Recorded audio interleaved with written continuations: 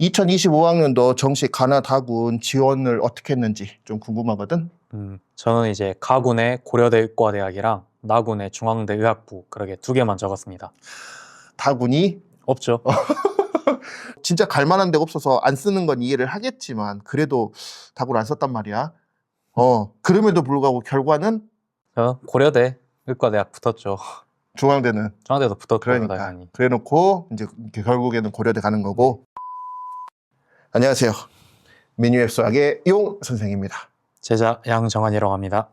제자 그만해. 너 중학교 1학년 때부터 했으니까 지금 몇 년째인데 그만해 이제. 맨 처음에 보실 내용은 보통 이제 등급을 보통 많이 보시는데 이거는 이제 수시에서 보는 학생들이 대부분 등급을 보고 정시의 경우에는 이 표준 점수하고 백분위를 중요시 봐야 될 점수가 되겠죠. 자, 특히나 의체한약수나 그 서울 주요 뭐 스카이 정도 되는 대학교 같은 경우에는 이 표준 점수가 조금 더 많이 중요하단 말이죠. 자, 여기 화면에서 띄워드릴 건데 이 친구 같은 경우에 지금 백분위가 100이라고 표시는 되어 있지만 실질적으로 표준 점수를 잘 보시면 139하고 137로 지금 갈려져 있단 말이죠. 그죠? 수학 같은 경우에도 마찬가지로 백분위가 100이 되는 곳이 표준 점수를 따졌을 때 140, 139, 138. 아마 139가 아마 기하 만점자이지 않을까 보통 그렇게 생각을 하니까.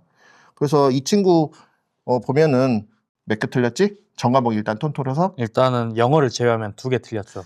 영어를 제외한 나머지 두 개. 그래서 국어에서 몇 개 틀렸고 한 개 틀렸고. 그래서 백분위는 100이라고 표시는 되어 있지만 실제적인 표준 점수는 137로 표현이 될 것이고 수학은 당연히 100이죠. 오케이, 좋았어. 그렇지. 그래야만 하지. 메이저 가겠다는 놈이 수학을 틀려버리면 안 된단 말이지. 당연한 거지. 그리고 영어는 안타깝게 2가 떴고 좀 그건 안타깝지만. 자, 그 다음에 이번에 너가 화학하고 지구학을 선택했단 말이야. 근데 화학은 하나 틀렸으면 난리 날 뻔했지. 그지?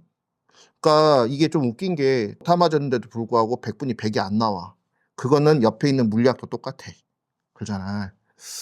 그러니까 한 개 틀렸으면 바로 어디까지 떨어질 거라고 예상이 들어 혹시? 사실 저는 이게 가채점표를 잘못 써와서 틀린 줄 알고 있었거든요. 그렇지. 그래가지고 제발 한양대라도 갔으면 좋겠다. 한양대 의예과 가고 싶다 하고 있었는데 아마 틀렸으면은 전남대 의예과 생각했을 것 같아요. 그지. 근데 나도 너 처음에 3개 틀렸다고 했었을 때 화학을 하나 틀렸대. 그래놓고 나서 이제 이거 표 나온 거 보고 나서 좀 놀랬거든. 아씨, 틀리면 안 되는데. 이 뜨면 난리 나는데 했더만 다행히도 이제 잘못 표기한 것 같아서. 그래서 결국에 이제 화학은 다 맞은 걸로 표현이 됐고. 지구과학 같은 경우에도 마찬가지로 백분위가 100이라고 하더라도 표준 점수가 이제 1점 차이가 조금 난단 말이지. 근데 이제 너는 몇 점? 70 나왔죠, 표준 점수. 그렇지. 표준 점수 70이라는 소리는 한 개를 틀렸단 말이겠지? 그래서 두 문제 틀리고 영어는 2등급 나왔죠. 2등급 떴고. 아니 뭐 영어 1까지 떴으면 영어 1까지 떴으면은 그래도 아마 연세대 한번 지원해볼 만한 정도 나오지 않았을까요? 아니야. 지원했고 붙었어. 근데 이제 연세대는 이제 좀 불안한 게 면접 때문에. 면접 맞아요. 중요도가 너무 세단 말이야 거기는. 그래서 고대하고 좀 다르지? 그렇죠. 확실히 좀 다르니까. 그래도 고민했을까? 영어 1이었으면? 영어 1이었으면 저는 아무래도 어쨌든 면접을 그렇게 막 사람들이 돈 주고까지 면접 준비를 하는데 저는 뭐 아무것도 안 하고 있었다 보니까 아마 그냥 가톨릭대 썼을 것 같아요. 그때라면. 네. 아니요, 아마 그래 뭐 이제 베팅하기 좀 싫다 이거 아니면 혹은 좀 무섭다 이건 거지. 그렇지. 그럴 수밖에 없는 상황이니까. 이번에 너가 정시 가나다군을 되게 고민을 많이 했었을 것 같아. 선택하는 데에 대해서. 그래서 국수탐 기준으로는 표준 점수가 412점. 그리고 영어가 2 떠가지고 연세대 의예과를 좀 쓰기가 조금 불안정하긴 했었을 거고. 그래서 작년 말쯤에 나왔던 2024년도 작년 말쯤에 나왔던 지금 이제 각 주요 기관의 그 대충 표준 점수에 대한 예상 합격치를 이제 표현을 화면에 띄워줄 건데 보면 알겠지만 서울대가 2를 선택하는 게 훨씬 더 유리하기 때문에 화학하고 물리 쪽인가? 거기 이제 선택해야 되기 때문에 415점. 근데 이번에 확실히 떨어져 버린 게 작년 기준으로 이렇게 430점이나 되는 점수가 415점까지 엄청 한 15점 정도 떨어졌으면 꽤 차이 많이 나는 거니까. 예를 들어서 여기만 그런 게 아니라 여기도 마찬가지겠네. 뭐 서울 8개의 주요 대학에 대해서 점수대가 이렇게 차이가 많이 나는 거 보면은 상위권 기준으로 쉬웠다는 말이 나오는 거고, 오히려 이래서 한 개, 두 개 실수만 해도 진짜 난리 났던 상황이 그렇죠. 됐단 말이야. 오히려 거꾸로 더 어느 정도 중간쯤에 있었던 애들이 더 치고 올라가기 좀 좋았을 상황이 생겼을 수도 있고. 네. 그거는 이제 또 그때 따라 다르니까. 그래서 너가 지금 412점이었으니까 대충 점수대로 따져보자면 성균관대, 예를 들어서 가톨릭대, 그다음에 고려대도 이제 거기 안에 들어가고 울산대도 들어가고. 그래서 지금 화면에서 보시면 알겠지만 그 정시 가나군만 이 친구가 지금 썼는데, 뭐 최종적으로 이 빨간색이 표시된 그 고려대하고 중앙대 의예과를 최종적으로 지원을 했지만, 가군과 나군에서 좀 고민한 대학교도 조금 언급해 주겠니? 가군에서는 이제 고려대학교를 쓰긴 했지만 한양대랑 성균관대, 연세대, 가톨릭대, 그리고 울산대 이렇게 고민을 했고요. 나군에서는 이제 중앙대를 썼지만 경희대를 이제 고민했습니다. 이게 올해는 이제 성적도 성적인데 고려해야 될 게 의평원이었다고 생각을 하거든요. 그렇지. 근데 제가 생각했을 때는 성균관대, 울산대가 좋은 대학이고 당연히 메이저 의예과라고 불리는데도 의평원으로부터 이게 안전할까? 그렇지. 이걸 모르겠더라고요. 그래서 만약에 얘네 둘이 터진다면은 얘네들 어차피 다 경희대 의예과를 쓸 사람들일 텐데 경희대 썼다가 만약에 나 고려대도 떨어지면은 나는 뭐 올해 수능을 본 의미가 없지 않겠나 그렇지. 생각을 해서 좀 상대적으로 안전하게 중앙대를 썼고, 가군 같은 경우에는 나군에서 중앙대를 썼다 보니까 어차피 막 한양대를 막 그래까지 크게 차이가 나진 않다 그렇지. 보니까 거의 동급이라고 봐야지. 한양대를 일단 제꼈고, 이제 연세대 여기는 가고는 쉽지만 이게 어차피 영어 2등급이기도 하고 면접도 점수가 크고 해서 제거를 했고, 가톨릭대도 이게 계속해서 그 이제 진학사에서 이제 추가 합격으로 뜨긴 했어요, 계속. 근데 혹시나 여기도 이 면접이 점수로 들어간단 말이에요. 그렇지. 그래서 여기도 면접 보기 싫다. 이게 고려대도 물론 면접을 보지만 면접이 여긴 점수로 들어가니까 좀 못 쓰겠구나 생각을 해서 가톨릭대로 제거를 했고, 그다음에 남은 울산대랑 성균관대 같은 경우에는 의평원 때문에 여기는 의평원으로부터 인증을 받아도 증원이 많이 됐다 보니까 수업이 제대로 될까? 이걸 모르겠는 거예요. 뭐 그렇다고 제가 수능을 한 번 더 봐서 딴 데로 갈 수는 없잖아요. 그렇지. 그러다 보니까 그냥 나는 고려대 너무 좋다. 나는 여기로도 충분히 만족한다. 다시 볼 생각 없다. 여기 간다. 나 이렇게 해서 썼죠. 그래서 둘 다 합격했고. 그래서 의평원 얘기를 이 친구가 했기 때문에 의평원 자료도 이제 물론 찾기도 했지만, 그래서 이번에 좀 1월 초에 떴던 뉴스를 보면은 원광대에서 사건이 좀 터져버렸단 말이야. 그래서 여기 한번 같이 보게. 그래서 원광대 의예과가 이제 의평원에 대해서 중간평가에서 불인증 받는 1년 유예를 이제 받았고, 만약에 혹시나 또 유예가 돼버린다면 이제 이게 근데 이후 입학자들이 한해서만 응시 자격이 박탈된다고 이렇게 표현이 돼 있더라고. 근데 물론 이 이후에 입학자들도 문제가 생기겠지만 그 전 학생들의 경우에도 아마 제대로 뭐 수련 같은 거 할 수가 없기 때문에 아마 조금 골치 아팠을 건데, 정기 평가 대상에 해당됐던 곳이 이제 총 8개 대학 중에서 이렇게 4년 인증 받은데 2년 인증 받은데, 근데 인증 받았다고 끝나는 게 아니더만. 왜 그러냐면 여기 의평원은 내부 규정에 따라서 인증 유지 중인 대학교를 대상으로 해서 2년마다 중간 평가를 하는데, 그 와중에 지금 원광대가 이 4년, 여기 위를 보면 2023년도 정기평가 과정에서 4년 인증을 받았음에도 이 2년마다 중간평가 실시하는 이 과정에서 지금 불인증 판정을 받아버리는 말도 안 되는 지금 상황이 벌어져 버리면서, 지금 이 학교만 문제가 생기는 게 아니라 다른 학교들도 지금 의대 증원되는 학교들도 지금 난리가 나게 생겼단 말이야.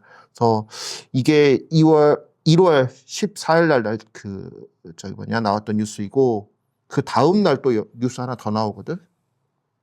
이번에는 이제 15일 날 나왔던 뉴스인데, 여기서 보면 의료계에서는 주요 평가 대상을 앞둔 이 상황에서 이제 서막이 될 수도 있다라고 이제 이렇게 언급을 했단 말이지.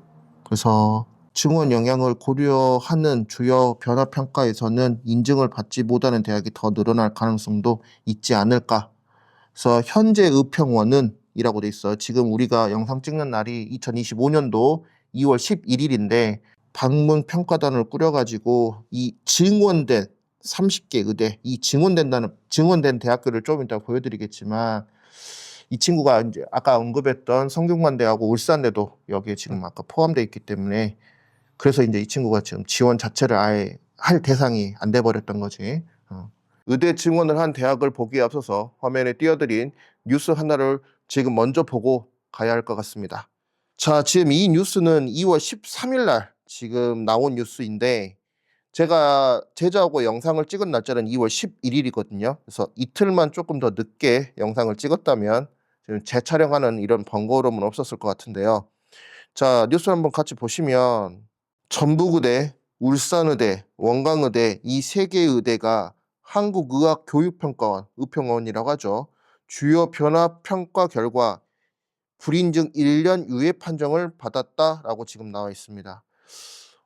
원광의대의 경우에는 계속해서 1월 달부터 뉴스가 나왔기 때문에 이거는 뭐 이제 너무 당연한 이야기고요. 충북의대의 경우에는 여러분들이 지금 이제 뉴스 조금만 검색해 보시면 바로 나왔을 내용이긴 합니다. 뭐 의과 교수님들도 지금 뭐 전부 다 채용을 못했다는 말도 있고요. 그다음에 강의실도 이제 막 수리하고 있다는, 지금 2월 중순이 넘었습니다. 지금 영상을 찍는 날짜가 2월 22일이거든요. 그런데 이제 공사하고 있다고 그저껜가 제가 영상을 본 것 같습니다. 그래서 지금 충북의대하고 원광의대의 경우에는 이렇게 평가 준비 부족이라는 멘트에 대해서는 많이 지금 부족한 것 같은데, 놀랬던 건 울산의대입니다. 이 울산의대의 경우에는 이제 여러분들 다 아시겠지만 아산병원하고 연결돼 있음에도 불구하고 이 울산의대가 울산 캠퍼스 이전 계획의 신뢰성 결여, 지금 캠퍼스를 짓고 있는 거는 뉴스를 검색해 보시면 바로 나오실 거고요. 50억 관련돼서 무슨 얘기가 있습니다. 그거는 제가 여기 영상에서 언급할 내용은 아닌 것 같고요. 검색해 보셔서 한번 찾아보시면 될 것 같고요. 어찌 되었든 메이저 의대라고 하는 울산의대까지 이렇게 불인증 판정을 받았다는 게 조금 큰 문제가 좀 된 것 같습니다. 그래서 충북대 같은 경우에 작년 49명에서 올해 125명, 꽤 많이 뽑았죠. 원광대도 마찬가지로 그나마 원광대도 많이 뽑죠. 57명이 더 늘어난 거니까. 울산대도 마찬가지로 40명에서 110명으로 지금 증원이 됐기 때문에 여기는 70명이나 더 뽑게 됐습니다. 자, 이런 뉴스가 나오게 된 과정에 대해서는 보시면 의평원은 25년도 의대 정원 10% 이상 증원돼 주요 변화평가 대상이 된 30개 의대, 좀 이따 30개 의대를 보여드릴 겁니다. 자, 먼저 증원하지 않은 의과대학을 먼저 보면 지금 서울 소재지로 되어 있는 8개의 의대의 경우에는 증원 없음이라고 되어 있습니다. 그래서 기존에 있었던 24년도 모집 정원에 대해서 25년도가 다 그대로 표현이 되어 있습니다. 그래서 여기 이제 증원 없음. 그래서 서울 소재 의과대학 8개의 곳만 다 지금 증원이 없고요. 그 이후에 뭐 경기, 인천, 강원, 경북, 대구, 부산, 울산 뭐 전부 다입니다. 이하 쭉쭉쭉. 여기 보시면 증원된 인원수들을 여기다 표시를 해놨는데 많습니다. 여기에서 지금 아까 이제 문제시됐던 곳이 울산대, 원광대, 충북대 이렇게 되어 있습니다. 자, 지금 보면 울산대가 아까도 말씀드렸다시피 메이저 의대에서 이렇게 증원을 한 거임에도 불구하고 불인증이 나왔다는 건 또 다른 메이저 의대에 해당되는 요 성균관대도 혹시나 모른다는 겁니다.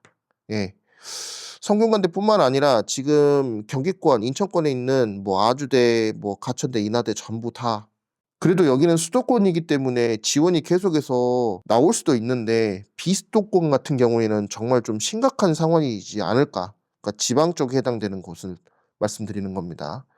안 그래도 의대생 휴학 사태로 인해서 정원의 2배가 같이 수업을 들어야 되는 이 상황에 증원까지 된 대학교들의 경우 수련을 제대로 받을 수 있을지 조금 의문이 듭니다.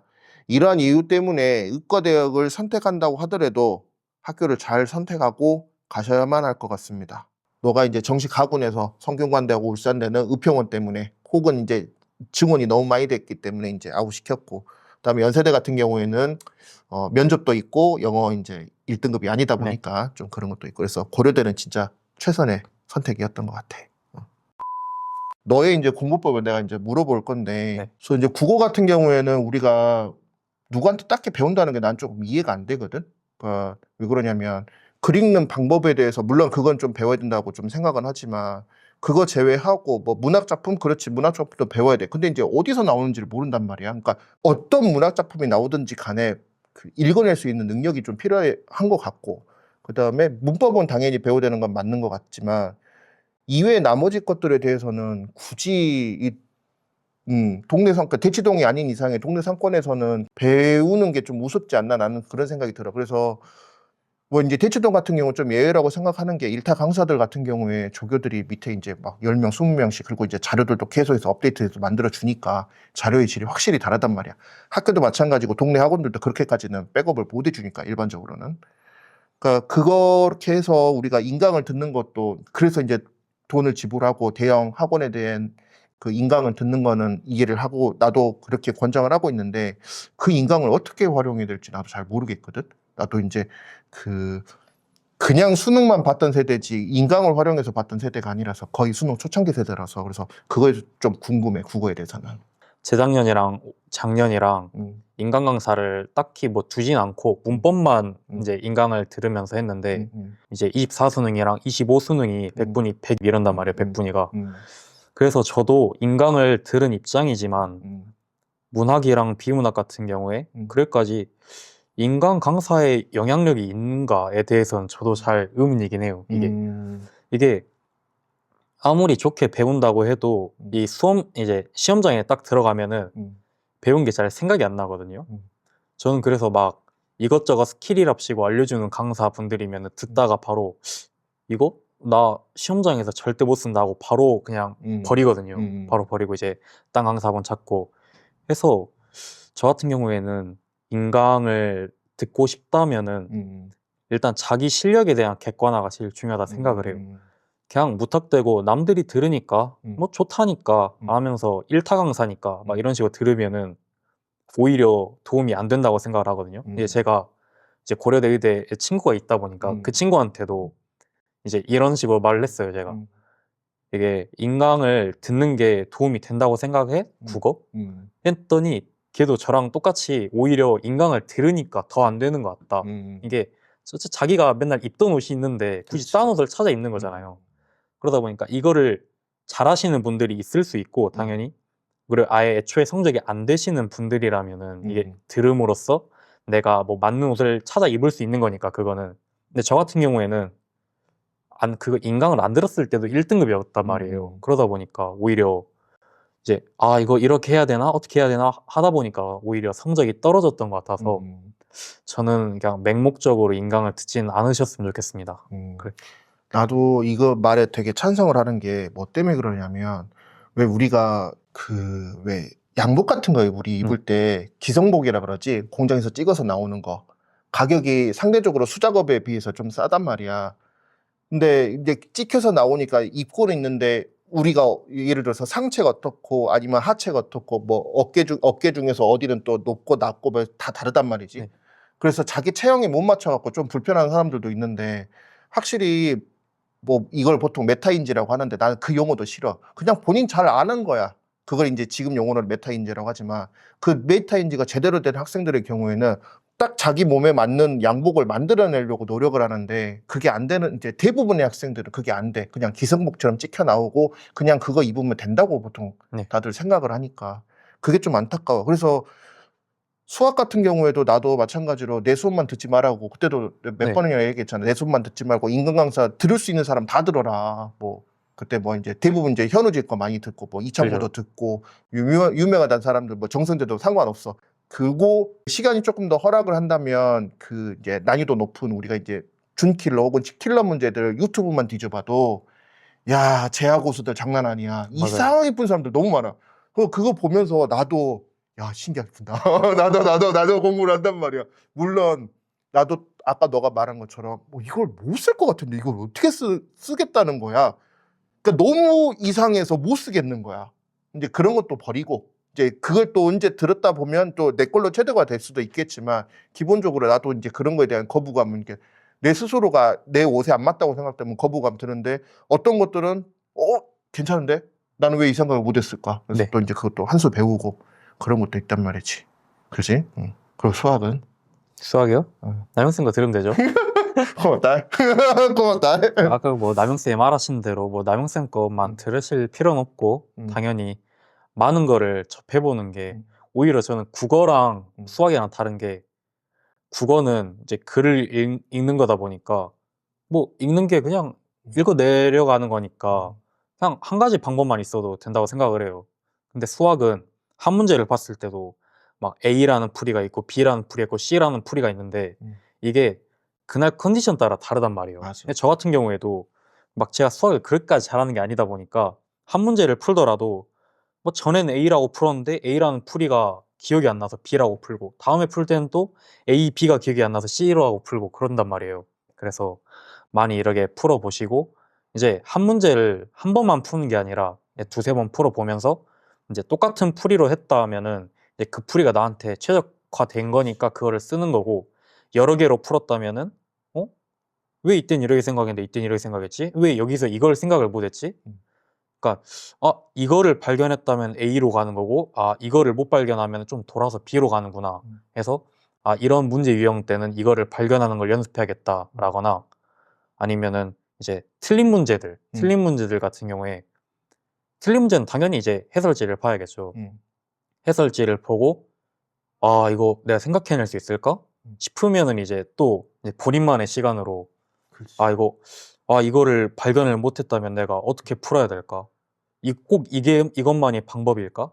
또 생각을 해봐야 되고 맞은 문제를 할지라도 이제 인강이라거나 쌤들 이제 수업 어떻게 하는지 보고 저 풀이가 더 좋아 보이는데 이것만 발견했으면 더 쉽게 또 시간 단축이 되는구나 이거를 발견하는 게 되게 중요하다 생각을 해요. 그래서 이렇게 인강을 듣는 시간을 잰다기보단 인강을 통해서 뭐를 얻기 위해서 발췌를 해야지 계속 풀로 듣는 건 큰 의미가 없다고 생각을 합니다. 맞아.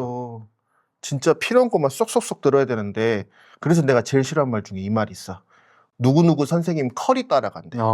제일 싫어. 아니 그러니까 할 게 없으니까 뭘 자기가 잘하고 못하는지를 모르니까 컬이 따라가는 거야. 진짜 잘하고 못하는 걸 본인 스스로가 안다면 필요한 것만 쏙쏙 듣고 잘하는데 뭘 굳이 필요하지 않지. 너무 잘하면 그냥 그건 패스하는 거고 그냥 자기 객관화가 안 돼 있으면 처음부터 끝까지 계속 들을 수밖에 없어. 그러니까 내가 제일 혐오하는 말이 누구누구 컬이 따라간다. 네.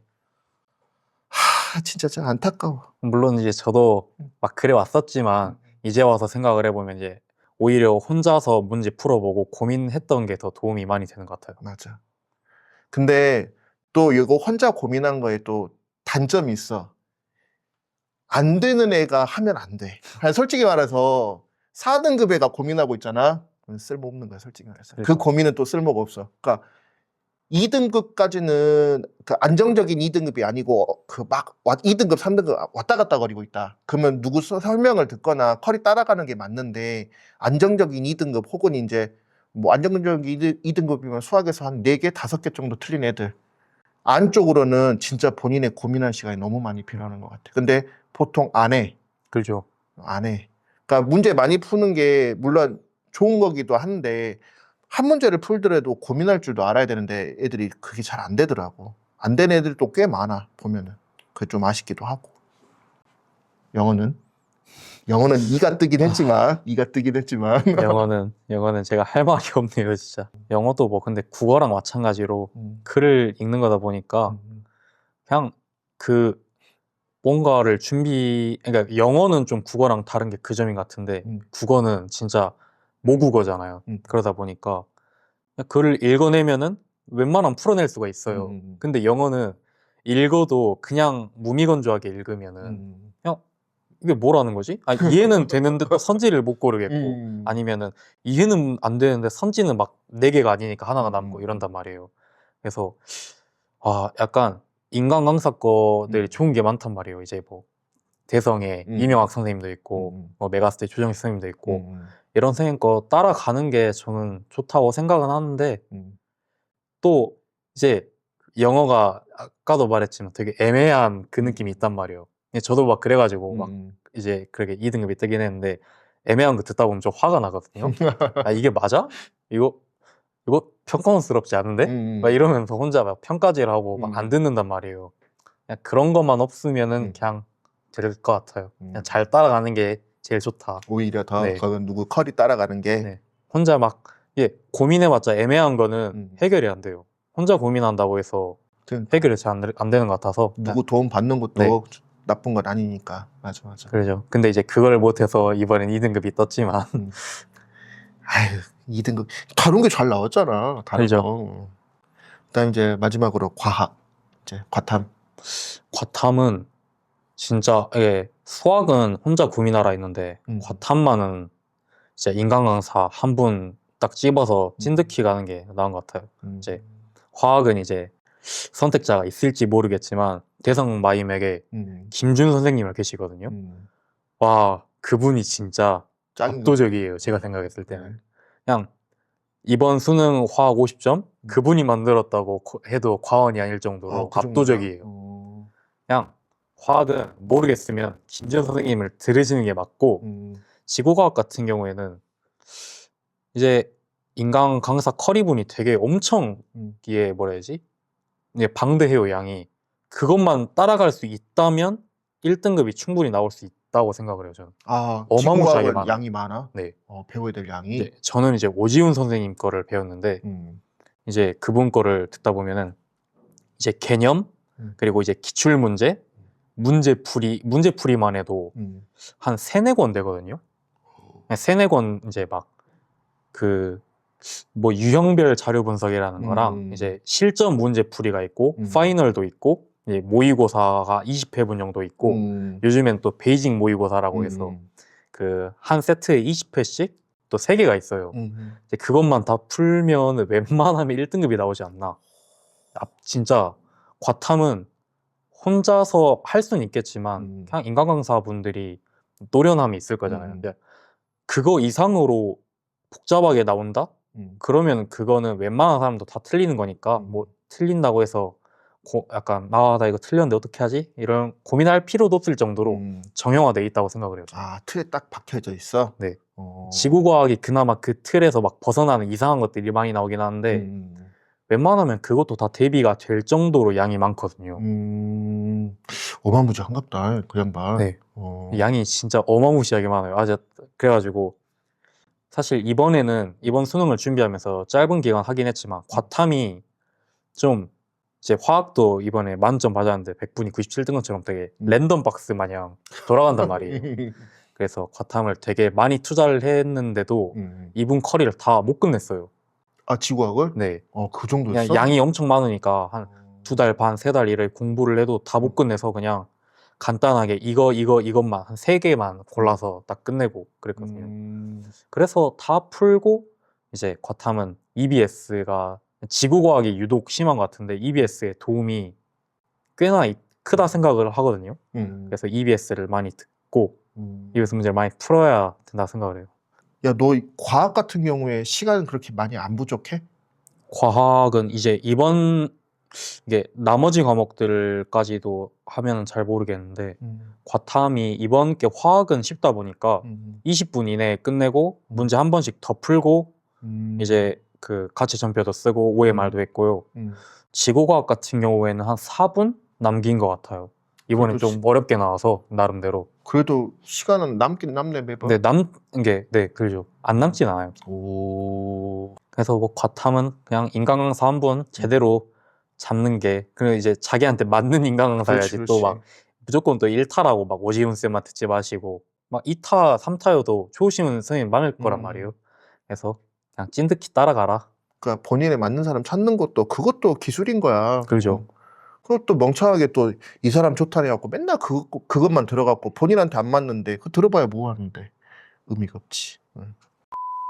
그러면 이번에 2025학년도 수능을 보면서 어떤 느낌이 좀 들었을까? 이번에 공부하면서. 요즘 트렌드인지는 모르겠는데 국어가 비문학이 그렇게 어렵게 나오진 않아요.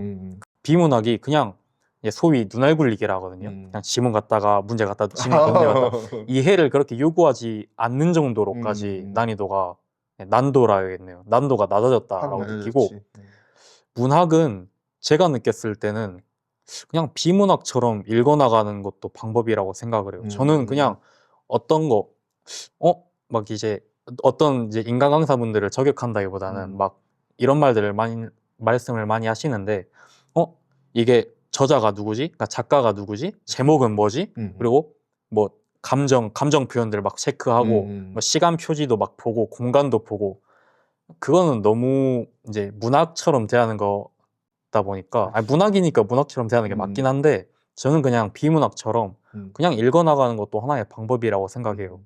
그냥 이거 글 이렇게 되고 사실관계가 이렇구나. 그래서 그냥 이 사실관계대로 파악을 하고 막 정서태도 저는 글까지 깊이 보진 않는단 말이에요. 그냥 정서태도 이거 관련돼서 물어보면 그제서야 보고 보기 지문도 한번 싹 봐주고 이렇구나.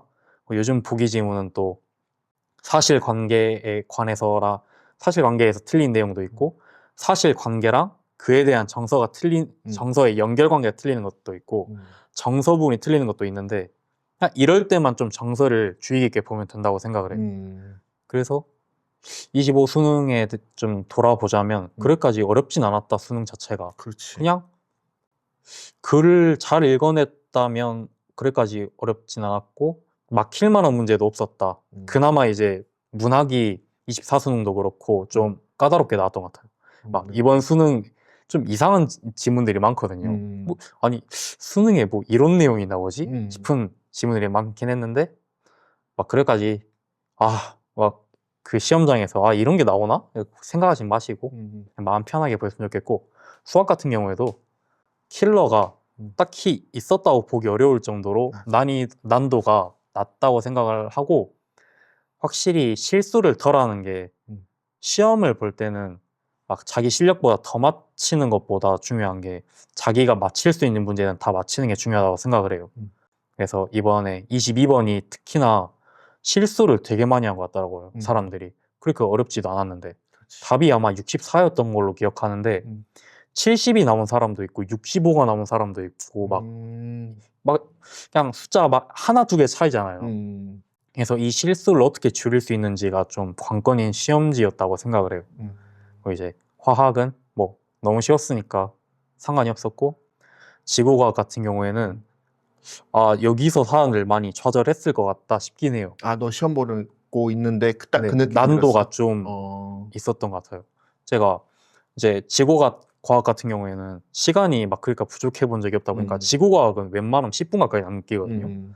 그러니까 그냥 일단 한번 멍도 때려주고 수학 시간에도 28번 제외하고 28번만 딱 남기고 좀 한 3, 4분 멍 때리다가 풀었거든요. 이야 역시 간지. 지구과학도 이제 멍 좀 때리다 풀까 했는데 그 이제 4페이지를 들어가니까 시간이 얼마 안 남은 거예요. 한 10분 정도밖에 안 남은 거예요. 이 문제 정도인데 한 3문제인가 2문제 남았는데 10분이 남았길래 여기까지 시간이 부족했던 적이 있나?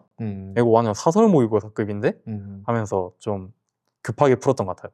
이번 지구과학이 제일 제가 생각했을 때는 제가 본 이제 국어 수학 얘네들 중에서도 지구과학이 제일 어려웠다. 25 수능에서는. 그래? 그래 느낀 것 같아요. 여태껏 제가 되게 실수를 많이 한 스타일이란 말이에요. 그런데도 이제 이번 수능 실수를 유발하게 만드는 이제 수학 시험지임에도 불구하고 안 했던 이유가 저는 그 약간 긴장하지 않는 거 그냥 마음 편하게 보는 게 가장 크다고 생각을 해요. 제 실력을 기르는 거는 이미 수능 전날에 모든 게 완성이 돼 있다 보니까 수능 날에는 어떻게 할 수가 없단 말이에요. 그냥 마음 편하게 어차피 이번 기회가 마지막이 아니다 라는 마음으로 좀 편하게 봤으면 좋겠습니다. 그래 좀 잘 좀 하자. 잘 좀 하자. 너 말고 지금 영상을 보고 있는 애들아 잘 좀 하자. 이 친구 말처럼만 하면 좋은 대학 많이들 갈 건데 안타깝다. 이 친구가 좀 아까운 건 정시로 갔다는 게 너무 힘들게 갔지. 그 말도 해야겠네요. 정시는 웬만하면 하지 않으시는 게 진짜 막 자신 있다는 거 아니면? 아니야 자신 있다. 수시가 안 된 애가 정시가 될 리가 없어. 그나마 얘가 좀 다른 거야. 너가 그나마 내가 그때 고3 때 그랬잖아. 너 고3 올라가면서 너 좀 다른데? 내가 그때 그랬잖아. 내가 그때 우어 소리를 수업 시간에 했던 거 기억하지? 그 정도로 그때 느꼈거든. 얘가 이 정도 사고력이 있었단 말이야. 그전에는 눈치를 못 챘었어. 내가 솔직히 말해서. 근데 그 이후에 터져 나오는 말하는 것들이 너무 이렇게 좀 신박하다고 해야 될까? 내가 알려주지 않았던 방식대로도 막 튀어져 나오니까 그 전에 쌓여서 누적됐던 것들이 이제 팝콘 튀어나오듯이 나오는구나 라고 그때 많이 느꼈었거든. 그래서 이제 그때 우아 소리가 나왔고 나도 놀랬어. 하려고 했던 게 아니라 그냥 쫙 이 가슴 밑에서 쫙 하고 올라와 버렸거든. 깜짝 놀랐거든. 나도 말하고 나서 나도 놀랐는데 근데 그러고 나서 이제 너가 이제 정시로 가긴 했지만 그래도 수시로 가. 얘들아 정시는 힘들어. 굳이 많이 그죠. 힘들지. 쉽지 않아요. 정시 파이트 아무나 하는 거 아니야. 진짜 너무 힘들어.